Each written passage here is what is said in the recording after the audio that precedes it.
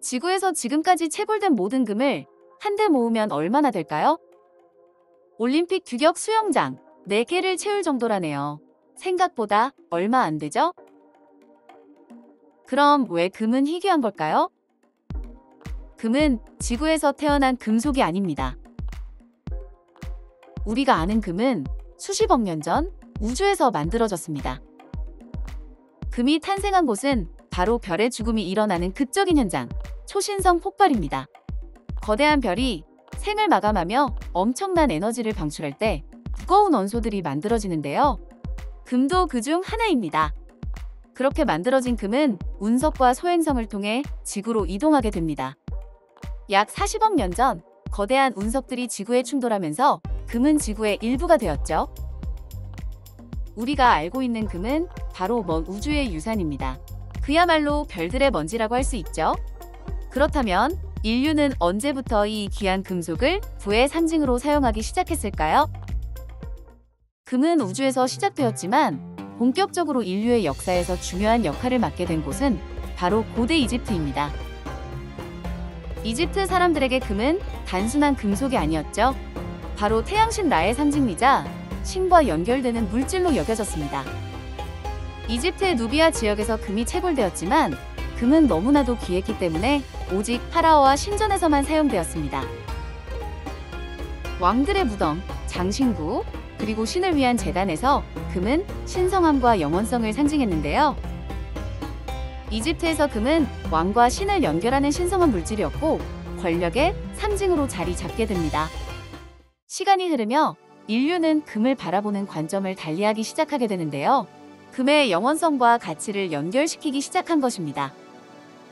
금이 권력을 상징했던 시대가 지나고 기원전 7세기 금은 새로운 역할을 맡게 됩니다. 바로 화폐로 사용되기 시작한 것이죠.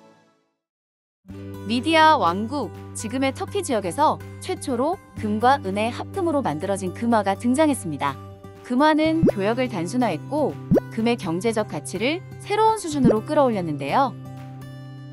금화는 금의 희소성과 변치 않는 가치를 바탕으로 경제적 신뢰의 상징이 되었고 화폐의 역사를 새롭게 열었습니다. 많은 세월이 흘러 중세 유럽, 금화는 국제 교역의 중심이 되었습니다. 비잔틴 제국의 솔리두스, 이슬람 세계의 디나르 같은 금화는 금의 가치를 세계적으로 확장시켰죠. 유럽에서 금은 부와 권력의 중심에서 점점 더 중요한 역할을 하게 되었고 중세의 상인들과 국가 간 교역을 연결하는 핵심이 되었습니다. 시간은 흘러 르네상스 시대, 이탈리아는 금을 중심으로 한 금융의 중심지가 됩니다. 피렌체의 플로린과 베네치아의 두캅 같은 금화는 국제 무역에서 신뢰의 상징으로 자리 잡았습니다. 금의 희소성과 변치 않는 가치는 은행업의 발전으로 이어졌는데요. 금은 단순한 화폐를 넘어 경제 시스템의 기초가 되었죠.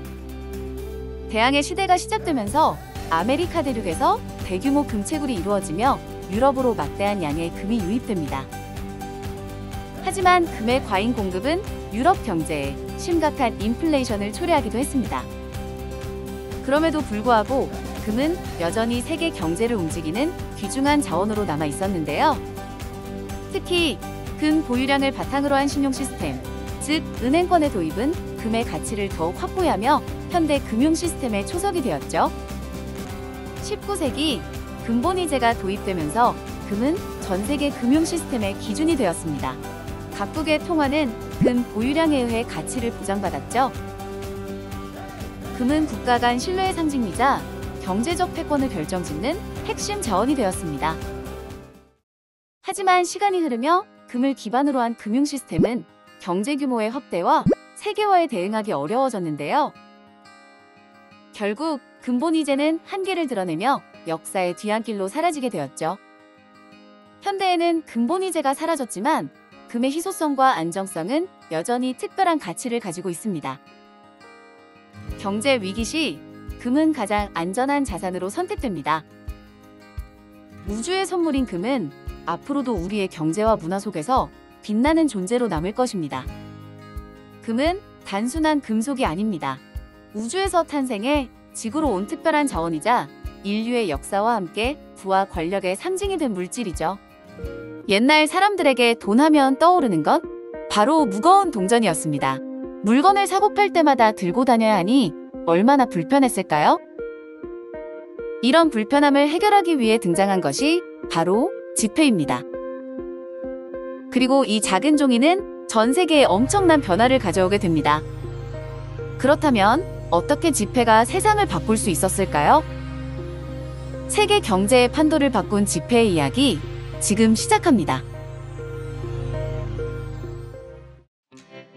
세계 최초의 지폐는 1000년 전 송나라에서 만들어진 교자입니다. 교자는 무거운 동전을 대신하기 위해 쓰촨 지역에서 시작되었습니다. 상인들에게 편리하다는 평가를 받으며 빠르게 널리 사용되었고 1023년부터 정부가 직접 관리하며 공식적으로 발행하기 시작했습니다.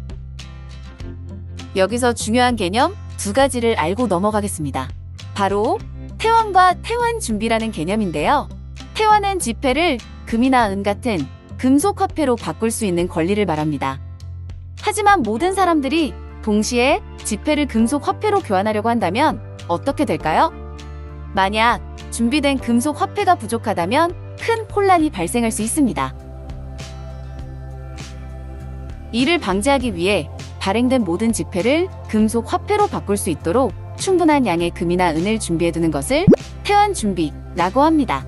태환과 태환준비는 지폐 신뢰를 유지하는 핵심 개념이었으며 이 시스템은 20세기 중반까지 많은 국가에서 사용되었습니다. 또한 이번 영상에서는 화폐라는 단어가 제도적 맥락에서 언급될 텐데요. 이때는 돈이라는 개념으로 생각하시면 이해하기 쉽습니다. 다시 이야기로 돌아와 지폐는 송나라 이후에도 계속 사용되었습니다. 몽골 제국은 동전 부족 문제를 해결하기 위해 교초라는 지폐를 만들었습니다. 원나라 시기 법정 화폐로 공식 인정된 교초는 본격적으로 유통되기 시작했죠.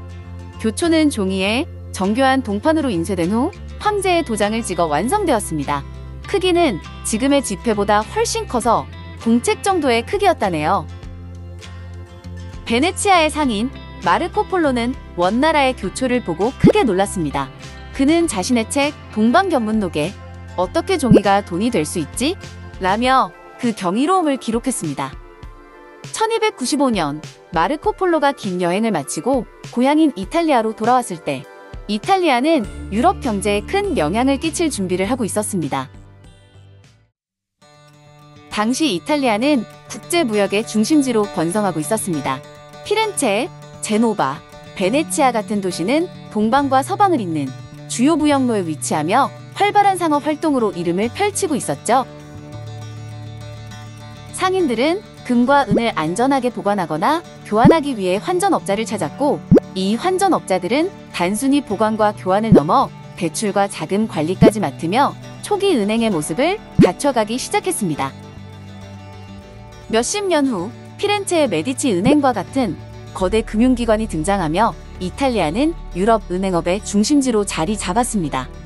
이탈리아의 금융 시스템은 곧 유럽 전역으로 확산되었고 이후 신대륙의 발견과 함께 유럽 경제는 새로운 변화를 맞이하게 됩니다. 16세기 스페인은 아메리카 대륙에서 엄청난 양의 금과 은을 유럽으로 가져오며 막대한 부를 축적했습니다. 그러나 금과 은의 과잉 공급은 예기치 못한 문제를 초래했습니다. 화폐 가치가 떨어지고 물가가 급격히 상승하는 가격 혁명이 발생한 것입니다. 이로 인해 유럽 경제는 큰 변화를 겪게 되었죠. 금과 은을 운반하거나 보관하는 데도 문제가 있었습니다. 무거운 금속은 이동하기도 불편하고 도난이나 마모로 손해를 입을 위험이 컸습니다. 그래서 사람들은 금과 은을 어떻게 효율적으로 관리할지 고민하기 시작했습니다. 은행에 보관하면 되지 않냐? 라고 생각하실 수 있겠지만 당시 은행은 주로 상류층과 대규모 상인들만 이용할 수 있는 부의 상징이었습니다. 일반 대중에게는 접근하기 어려운 곳이었죠. 많은 사람들이 금과 은을 귀금속 세공사나 금고에 보관하기 시작했고 이를 맡긴 대가로 보관증을 발급받았습니다. 보관증은 금이나 은을 대신하는 거래 수단으로 점점 더 널리 사용되었고, 사람들은 굳이 금속을 직접 주고받을 필요가 있나? 이 보관증으로 거래하면 되지 않을까? 라고 생각하기 시작했습니다. 그 결과 보관증은 점차 신뢰를 얻으며 금융거래의 중심으로 자리 잡았고, 이는 오늘날 우리가 사용하는 은행권의 원형이 되었습니다. 현대 은행의 중요한 역할 중 하나는 지폐 발행입니다. 이렇게 은행에서 발행한 지폐를 은행권이라고 부르죠. 그렇다면 이 은행권은 언제부터 시작되었을까요? 세계 최초의 은행권은 1661년 스웨덴의 스톡홀름 은행이 발행한 스톡홀름 은행권입니다. 17세기 당시 스웨덴은 전쟁으로 인해 재정이 피폐해지고 화폐 상황이 엉망이었습니다. 은화가 부족해지자 크고 무거운 구리 동전을 사용해야 했는데, 사람들은 이 동전을 들고 다니며 큰 불편함을 겪고 있었습니다. 스웨덴 정부는 이를 해결하기 위해 민간은행인 스톡홀름 은행에 은행권 발행을 허락했습니다. 은행권은 가볍고 편리해 사람들에게 큰 호응을 얻었습니다. 하지만 문제는 무리한 발행과 운영 실수였습니다. 결국 스톡홀름 은행이 파산하며 경제적 혼란이 커졌습니다. 이 사건은 스웨덴 정부에 중요한 교훈을 남겼습니다. 그 결과 1668년 세계 최초의 중앙은행인 스웨덴 국립은행이 설립되었습니다. 스웨덴 국립은행은 단순히 화폐를 발행하는 것뿐만 아니라 화폐의 가치를 보존하고 경제를 안정시키는 중요한 역할을 맡았습니다. 또한 정부와 협력하되 독립성을 유지하며 정치적 개입을 방지하는 체계를 갖췄습니다. 스웨덴에서 세계 최초의 중앙은행이 설립된 후 1694년 영국은 프랑스와의 전쟁 비용을 마련하기 위해 잉글랜드 은행을 설립했습니다. 잉글랜드 은행은 금이나 은으로 태환 가능한 은행권을 발행하며 신뢰를 얻었고, 이 은행권은 거래를 활성화하며 영국 경제 성장을 이끌었습니다. 시간이 지나 18세기 영국은 경제적으로 중요한 변화를 겪게 됩니다. 브라질에서 엄청난 양의 금이 발견되면서 금이 널리 사용될 수 있는 환경이 조성되었고, 영국은 이 금을 통해 경제를 더 안정적으로 만들 준비를 하게 됩니다. 1816년 영국은 금본위제라는 새로운 화폐 시스템을 도입했습니다. 이 시스템은 사람들에게 신뢰를 주었고, 영국은 세계 경제와 금융의 중심지로 떠오르게 되었죠. 하지만 오늘날 우리는 은행에 가서 1,000원을 금으로 바꿔주세요 라고 하면 이상한 사람 취급받죠. 현재 전 세계는 금본위제가 아닌 불태한 화폐 체제를 채택하고 있으며, 화폐의 가치는 금이 아닌 정부와 중앙은행의 신뢰로 보장됩니다. 그럼 금본위제는 언제 폐지된 걸까요? 금본위제의 폐지에는 미국이 큰 역할을 했습니다. 1775년 미국은 독립전쟁으로 들끓고 있었습니다. 하지만 전쟁에는 막대한 비용이 필요했죠. 대륙회의는 급하게 대륙지폐라는 지폐를 발행했습니다. 처음에는 잘 돌아가는 듯 했지만 전쟁이 길어지면서 화폐 발행이 무분별해졌고, 결국 하이퍼인플레이션이 발생했습니다. 이 실패는 미국에게 중요한 교훈을 남겼습니다. 이후 1792년 미국은 주화법을 제정하며 금과 은에 기반한 이중본위제를 도입했습니다. 이를 통해 지폐에 실물 가치를 부여하고 신뢰를 회복하려 했었죠. 이후 1900년 금본위제법을 통해 미국은 금본위제를 공식적으로 채택하며 화폐를 금과 직접 연결했습니다. 금본위제는 화폐의 안정성과 신뢰를 제공하며 미국 경제가 성장하는 기반이 되었습니다. 하지만 1929년 미국은 대공황이라는 거대한 경제 위기를 맞이했습니다. 모든 것이 무너지고 경제는 얼어붙었죠. 금본위제는 화폐 발행량을 금 보유량에 의존하도록 했기 때문에 위기 상황에서 경제를 회복하기 위한 유동성을 공급하기 어려웠었죠. 사람들은 은행으로 몰려가 금을 인출했고, 결국 금 유출과 디플레이션이 심화되었습니다. 1933년 대공황을 극복하기 위해 루즈벨트 대통령은 과감한 결단을 내렸습니다. 루즈벨트는 금 보유법을 통해 개인의 금 소유를 금지하고 금본위제를 약화시키는 동시에 뉴딜 정책으로 경제 회복을 도모했습니다. 1944년 제2차 세계대전이 끝날 무렵 세계는 새로운 통화 질서를 필요로 했습니다. 브레튼우즈 회의에서 국제 통화 체제를 재편하기 위한 브레튼우즈 체제가 도입되었습니다. 브레튼우즈 체제는 미국 달러를 금과 연결하고 다른 국가의 화폐는 달러와 고정 환율을 유지하도록 설계되었습니다. 왜 하필 미국이냐고요? 당시 미국은 세계 금 보유량의 약 70%를 차지하고 있었으며 제2차 세계대전으로 인한 경제적 피해도 상대적으로 적어 다른 나라들보다 훨씬 안정적인 경제 상황을 가지고 있었습니다.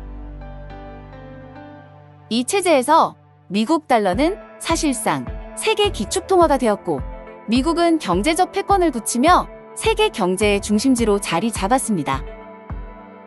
시간이 지나 1970년대 미국은 금 보유량이 줄어들고 국제적으로 금 태환 요구가 폭발적으로 증가하면서 위기에 처했습니다. 1971년 닉슨 대통령은 역사적인 결정을 내렸습니다. 이로써 금본위제는 공식적으로 종료되었고 세계는 불태한 화폐 체제로 전환되었습니다. 이제 화폐는 금과 연결되지 않고 정부와 중앙은행의 신뢰에 의해 그 가치를 유지하게 되었습니다.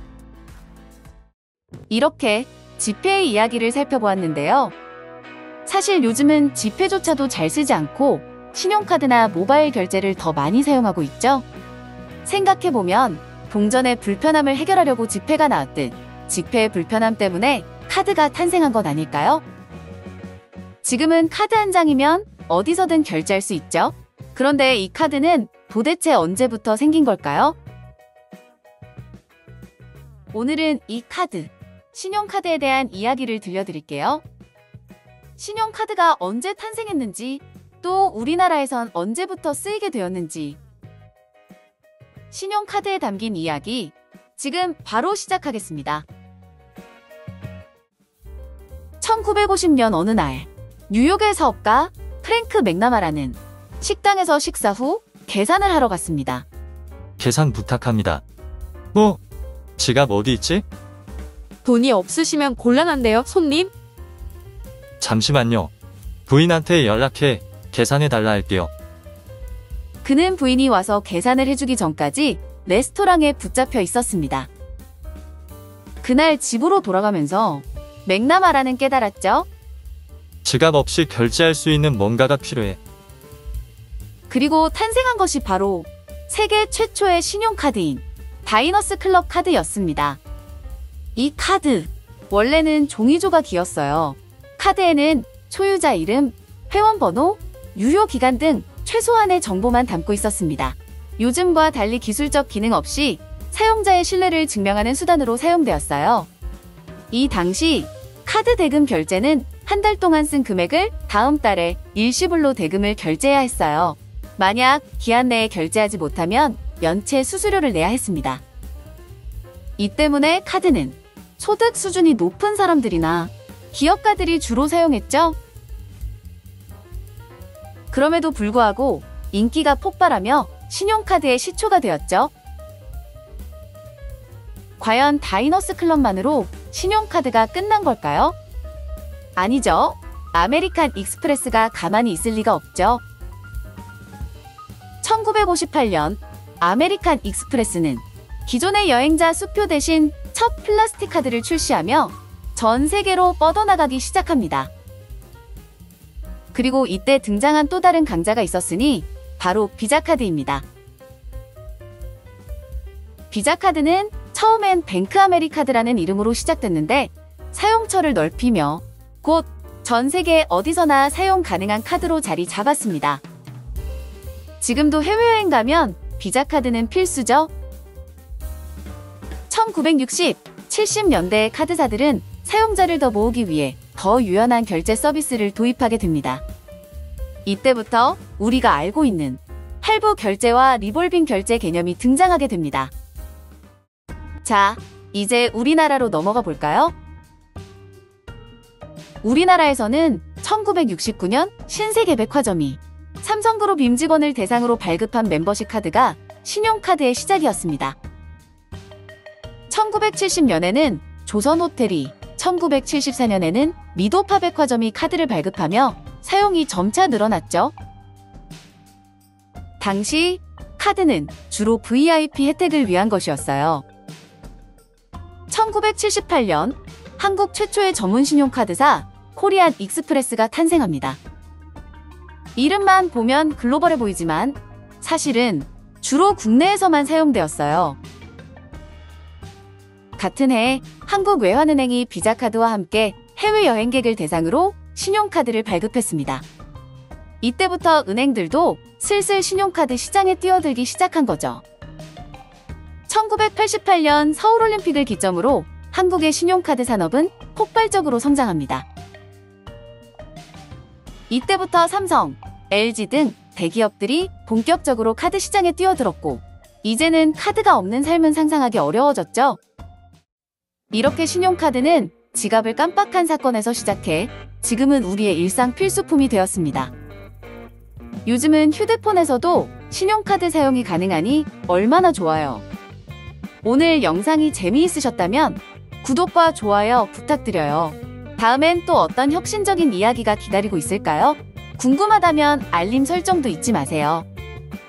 지갑 없이도 걱정 없는 그날까지 다음 영상에서 만나요.